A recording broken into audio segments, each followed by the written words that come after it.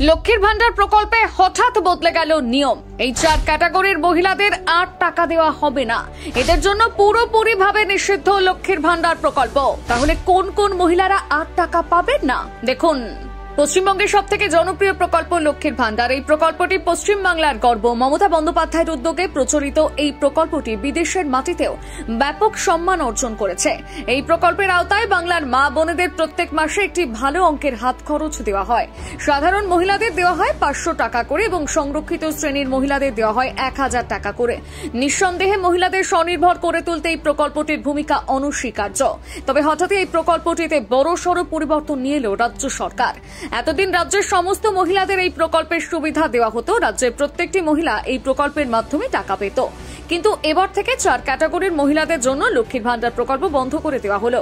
এই 4 ক্যাটাগরির মহিলারা কিছুতেই আর লক্ষ্মীর ভান্ডার প্রকল্পে আবেদন করতে পারবেন না। এদেরকে আর লক্ষ্মীর ভান্ডারের টাকা দেওয়া হবে না। এই প্রথম এত বড় পরিবর্তন আনলো রাজ্য সরকার। এই 4 ক্যাটাগরির মহিলা কারা কারা দেখে নিন। প্রথমেই রয়েছেন যারা যারা সরকারি অথবা সরকারের নিয়ন্ত্রণাধীন সংস্থায় কাজ করছেন সেই সমস্ত মহিলা। এরপর রয়েছেন পঞ্চায়েত বা বিধিবদ্ধ কোনো সংস্থায় কাজ করছেন যে সমস্ত মহিলা তারা। তারপরে রয়েছেন পৌরসভা অথবা পৌর নিগম সেক্টরগুলোতে কাজ করছেন সেই সকল মহিলারা। আর সবার শেষে রয়েছেন স্বশাসিত সংস্থা অথবা সরকার পেশিত শিক্ষা প্রতিষ্ঠানে কাজ করছেন এমন মহিলা। এই 4 ক্যাটাগরিতে যুক্ত রয়েছেন এমন মহিলাদের জন্য লক্ষ্মীর ভান্ডার প্রকল্প নিষিদ্ধ করে দেওয়া হয়েছে। এবারে বলি, হঠাৎ কেন এত বড় সিদ্ধান্ত নিয়েছে রাজ্য সরকার?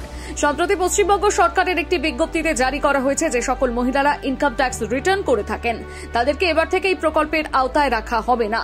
এছাড়াও আরো বেশ কিছু গুরুত্বপূর্ণ বিষয় বিবেচনা করে রাজ্য সরকার এই সিদ্ধান্তটি লাগু করেছেন।